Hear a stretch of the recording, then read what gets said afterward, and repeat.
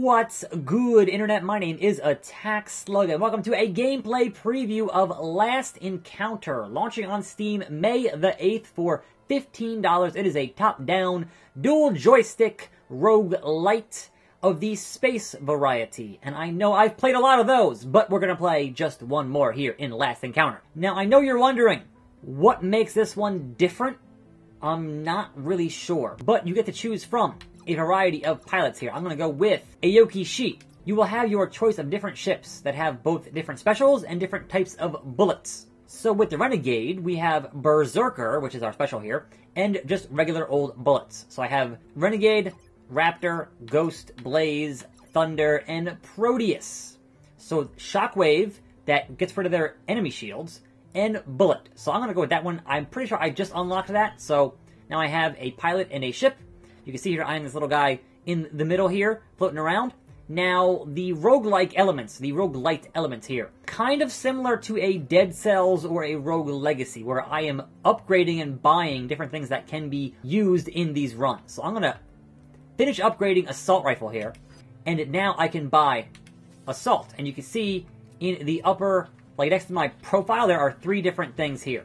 And one of those now is Assault. So here is Assault on, and Assault off. So obviously, more bullets, the better.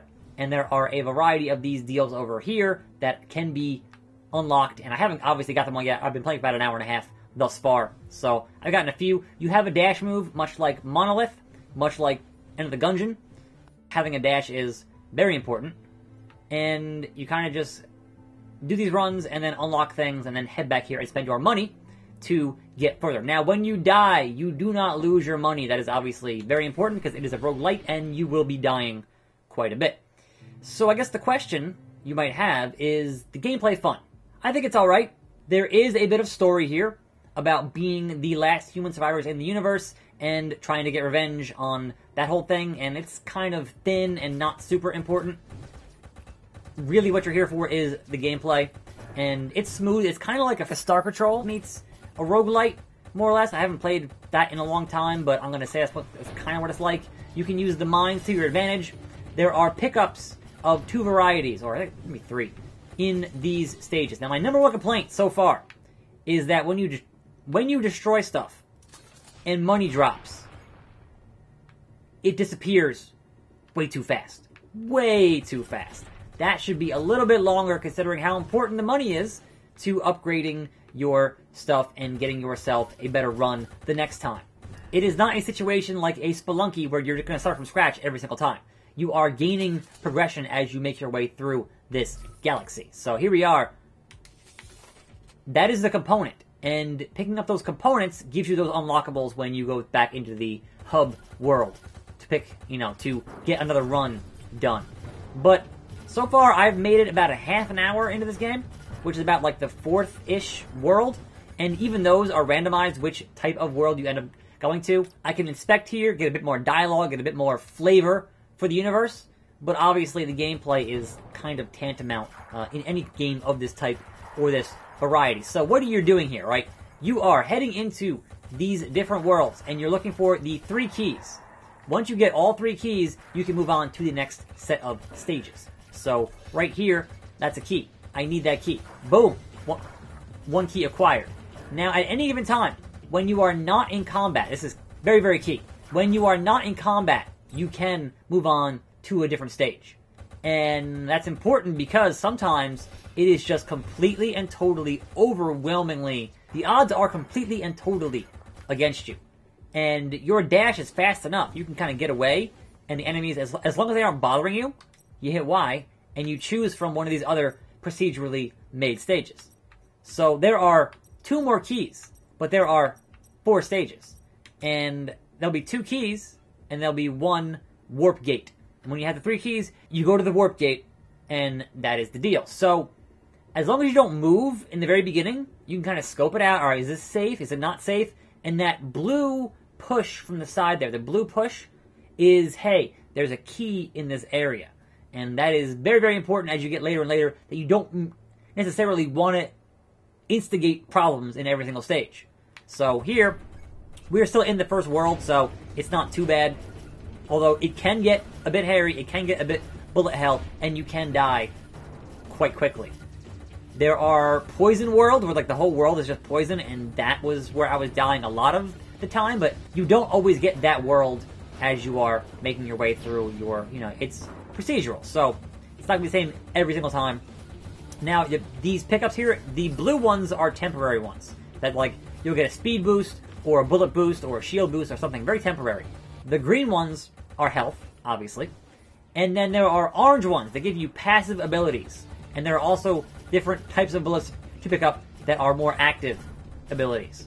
So, the problem that you're going to run into in this first world are A, these little black hole deals that alter the gravity and the shape and the speed of the bullets is annoying. But B, there'll be enemy spawners in here that goes keep spawning more enemies until you actually take them out, and that is hugely frustrating. So basically, you've got some free hits here, because you have your shield. When your shield hits 0, obviously, then it's your actual health going down, and that's a no good. So, here we go. There's just all kinds of things. It's getting hard to talk here and play at the same time because stuff's happening. So, I just want that key, really. So, I'm just going to sneak in here, grab the key, and bail. And be like, you know what? I'm out. Now, obviously, your reasons for staying in there are A, more money. Because the more money you have, the more possibility of getting better upgrades back in your base. But right now, like, the music died down, the enemies died down, it's cool, it's calm, it's quiet, I can hit Y, and bail out. If you're in active combat, you can't bail out. So that is 2 keys. We still have not found where the actual warp gate is. So, alright, there's another blue line, which means another key, which means another bit of shooting. But yeah, overall, I've found the combat okay. Like, having the dash is super useful. I appreciate that. And it feels smooth. I can't find any fault with how this game plays. It certainly has its own kind of style and look going for it, but I'm just kind of wondering the thing I always wonder. See, first of all, the money goes way too fast. But I'm wondering the thing that I always wonder in this kind of game is how long is a run? What is a run, and how long is a run? Because some games, some roguelites take it too far. If it's over an hour, like, I kind of don't want to. Because that's too long to invest into one singular run and have it go bad, like, 5 minutes from being able to finish. Sometimes, when you finish a batch of stages, you get a boss. Not always, but sometimes.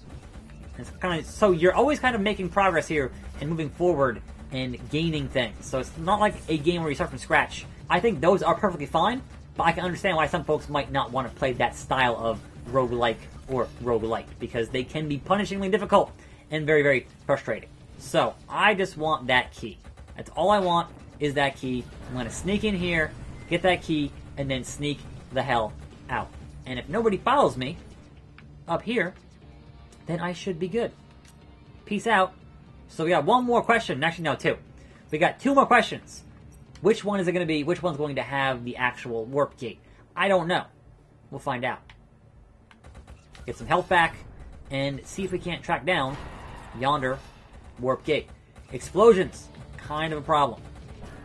And obviously, loads and loads of little spaceships here to shoot can kind of be an issue.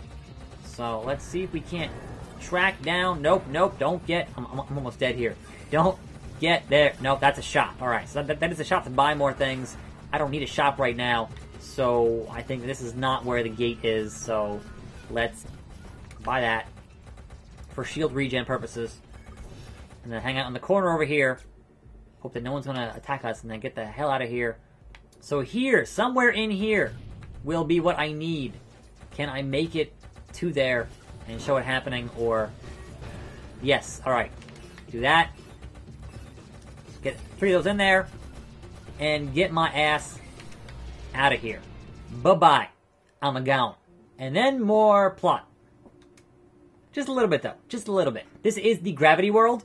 For a while, I was getting the Poison World as World 2. This world has some really annoying enemies that fire lasers at you, and obviously a lot of different gravity things going on. But essentially, that is the gameplay loop. Get the 3 keys, find the exit, put them in there, and head out. And it's alright. Like, I don't see any real problems with it. I think it is certainly well made, and it does what it needs to do quite well. Not sure how much more I would play of it, personally, because I just have so many freaking roguelites on my plate right now, and they just don't stop coming out. So I don't think this is doing anything super different than what's already out there on the market, but if you are looking for a new one that is quite polished and certainly appears to have a large amount of variety and perhaps some longevity, then check out Last Encounter. Anyway, I'm Attack Slug. Thanks for watching. More videos every day. I hate those freaking lasers. Let's just die here. Let's just die. And I will see you next time, right here on this channel. Dead. And I'm out. Also, it has 4-player co-op. Cool.